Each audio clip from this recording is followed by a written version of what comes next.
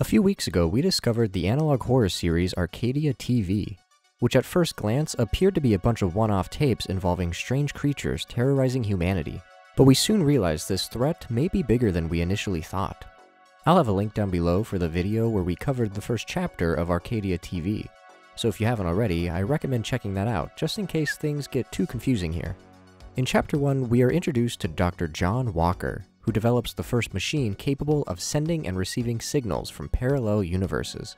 We manage to initiate contact with a neighboring universe, and things seem to be going smoothly, until it's time for a true connection to be formed.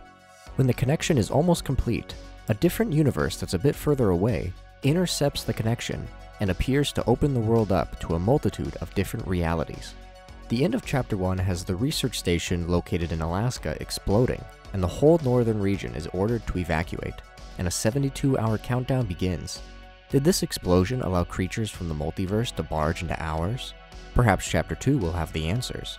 As always, if you haven't already, be sure to check out the original series created by Chilling Abyss before joining on over here for us to traverse the multiverse together. But without further ado, let's see what's in store for us with Arcadia TV Chapter 2. But before I let you get too far, just wanted to say if you're new here and enjoy what you're watching, be sure to hit all those neat buttons down below as it really helps support the channel. And if you want to see more, be sure to follow us on Instagram and Letterboxd. Alright, now you can pass through. The Great North Alaskan Disaster, Entry 1. To start off this entry, it appears that we are being shown a VHS film presented by Arcadia Home Entertainment. The footage has gotten government approval and up until this point has never been seen by the public. We get a brief scene where this unknown man slowly turns to look at the camera. This kinda looks like Dr. John Walker, if he had a lot less hair. We're then brought to the first act of this film, The Catalyst, taking place on December 23rd, 1983, which is the day the research station in Alaska attempted to connect the parallel worlds. We appear to be in someone's room as they play an old video game on the TV, but then all of a sudden a bright orange light can be seen out the window. This turns out to be that large explosion from the lab, and we listen in on a distress call that was made moments after. Mayday, mayday, mayday! This is Research Station Bravo! Can anyone hear me?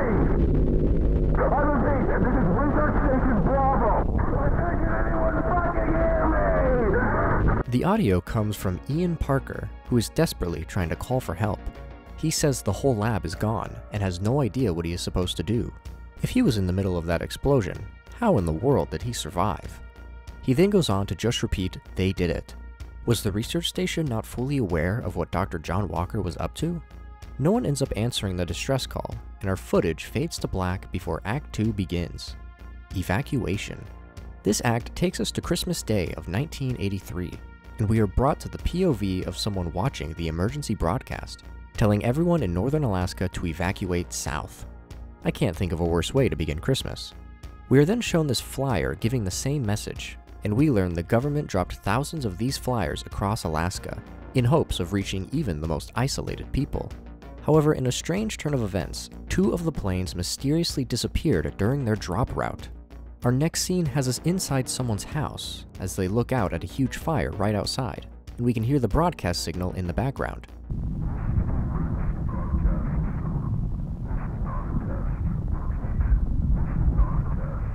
It'd probably be wise to leave. Text appears telling us that many were able to evacuate, but unfortunately others were not so lucky as hundreds of people were still missing.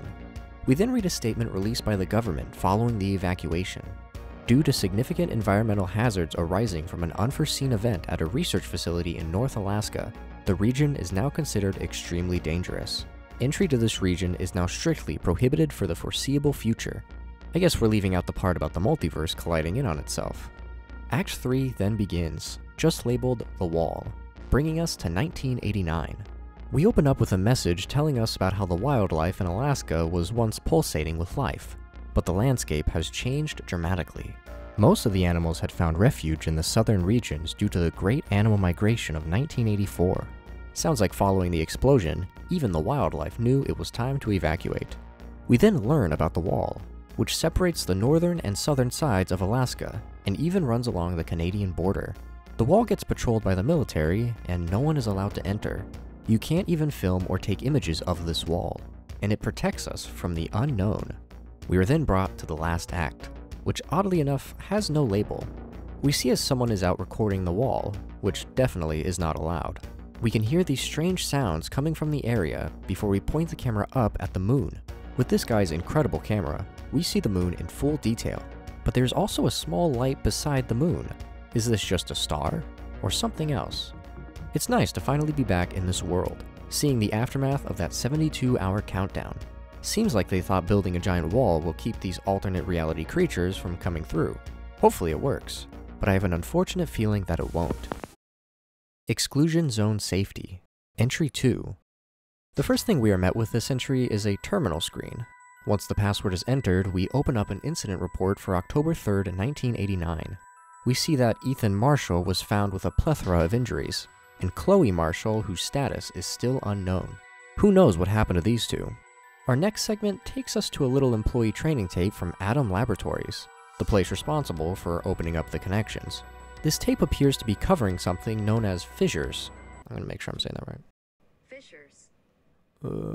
This tape appears to be covering something known as fissures, and it looks like whoever is watching this tape is going to be sent to the other side of the wall, the exclusion zone. We are shown once again the map of Alaska. The 3 main locations that needed evacuation are shown on the map. And on the other side of the line, we see as multiple more dots begin to appear as the timeline moves forward from 1987 to 1989. Alakakit.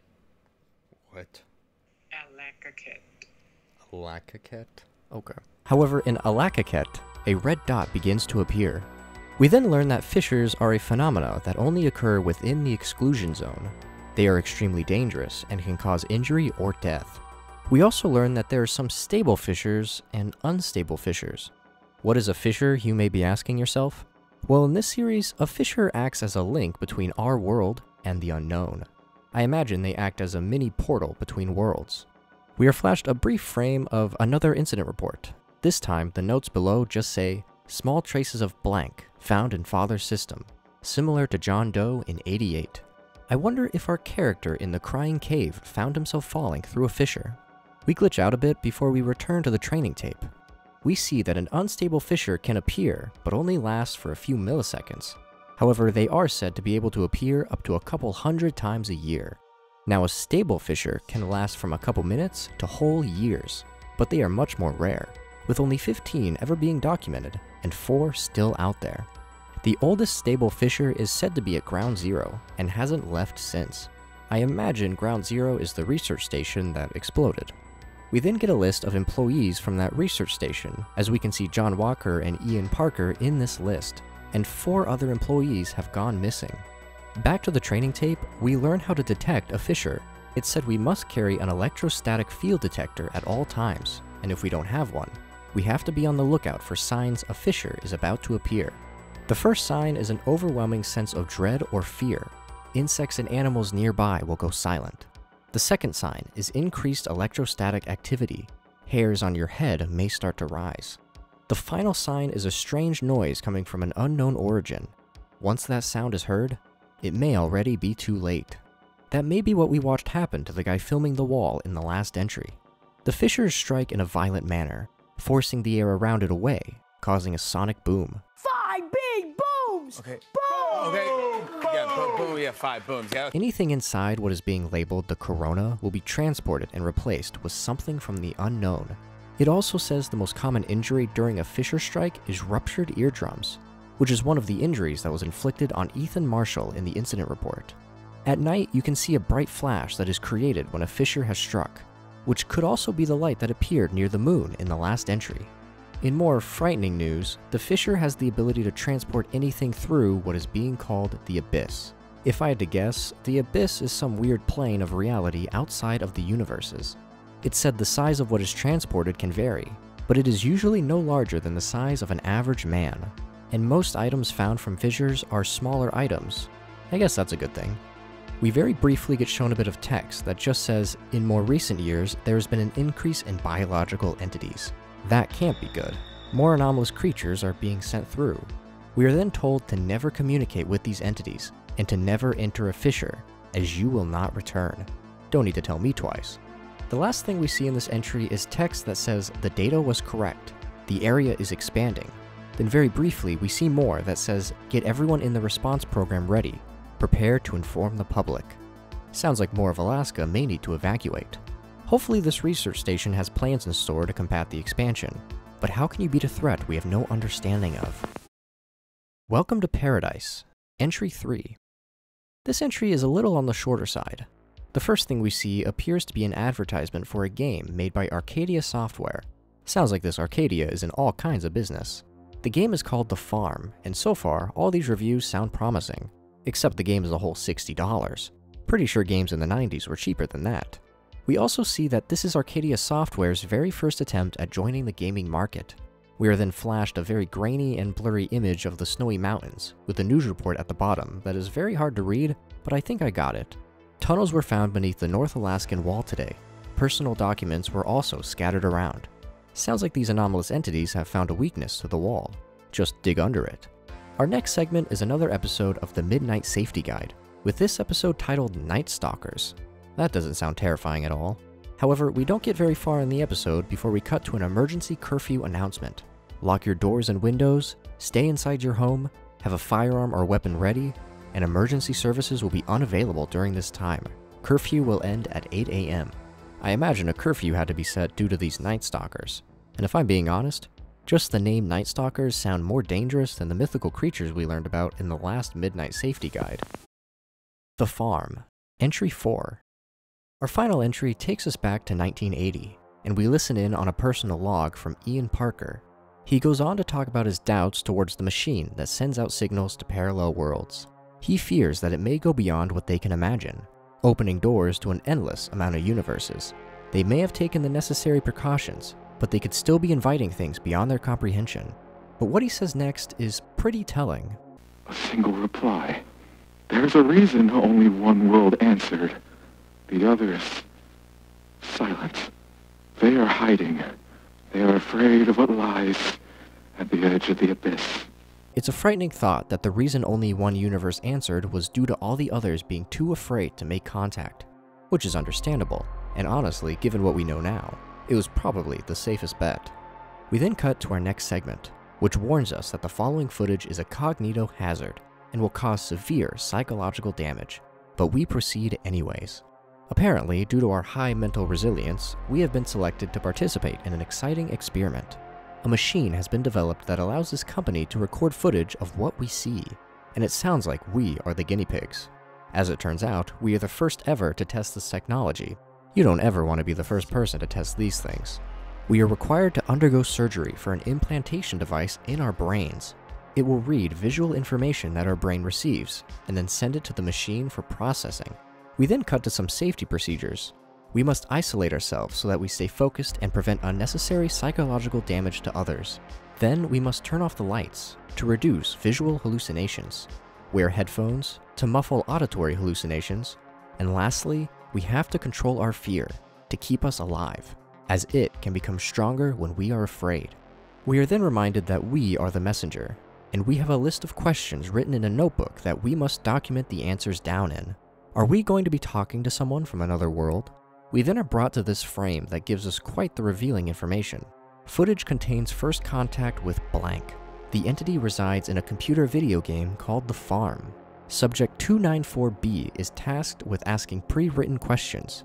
Sounds like we are in the shoes of Subject 294B. The session then begins. I imagine the subject got the brain implantation, so that whoever created this machine can see what we encountered as well. The Farm appears to be in the style of an old RPG game, where you can type out your next action. A loud buzzing pierces the darkness, dragging you from your sleep. You squint your eyes to see the faint red glow of an alarm clock, to which we turn off the alarm.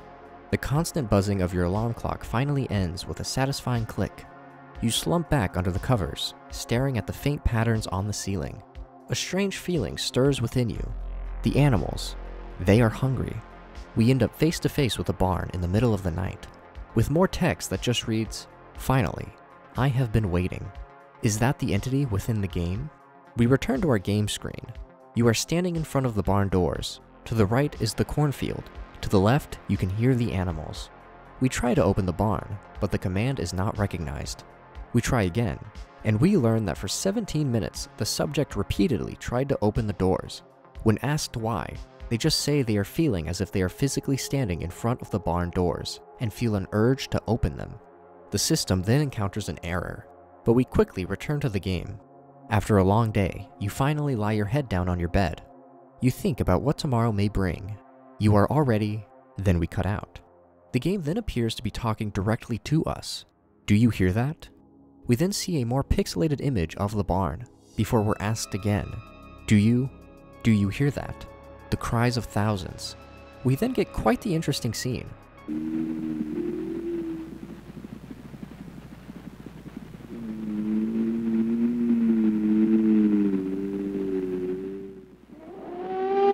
The system completely shuts down, and Subject 294B then suffers a severe seizure. Once they recover, they fear continuing the game, and in an interesting revelation, it says that they warned the subject that if they do not continue, they will lose their chance for societal integration, and they reluctantly agree to continue. It did say earlier that for safety, you'd have to be isolated to prevent damage to outsiders. If the subject doesn't continue, would they just be isolated forever? We're then brought to contact, and we see a continue screen, to which we decide to continue forward. We see the same question appear again. Do you hear that? Something is wrong.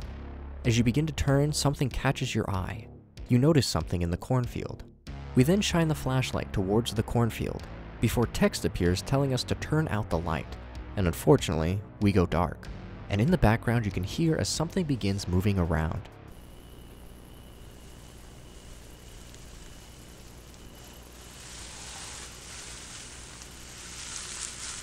Text appears that then says, I know why you are here. I warn you, the knowledge you seek will change nothing. It's then time for us to ask our questions. Where did you come from? It answers saying, I am from a world similar to yours. It was lost to the abyss. I heard the signal. I entered your world. I have been here ever since. We can see in the background this door slowly open, with 2 legs down on the floor. We then ask our next question. Are there more of you? The answer isn't too great. Yes, many more. The others are weak. What is your purpose here? I am observing. My new home. You are not the first. You will continue the cycle before they arrive. We then return to the cornfield, and I'll just let you see this for yourself. The subject then begins to scream uncontrollably, and before they interrupted the session, something ends up happening, but we don't get to see. Our next segment, just labeled, Welcome to Paradise, begins. You have forgotten. No one believes you. Your blood has been tainted by the abyss. I know your true value. You will play a game, a real game. If you win, I will answer your final question. You will be free. Let's begin. We then see as our subject holds up a gun to the darkness, and we quickly cut to a minigame at the farm, where these weird objects begin to approach us that we have to shoot. As the game progresses, we get animals like some deer that we also have to shoot. At some point, these bigger animals begin to approach, maybe a sheep. Once we shoot at it, our screen glitches, and for a moment we can hear someone yelling, but I can't really make out what's being said.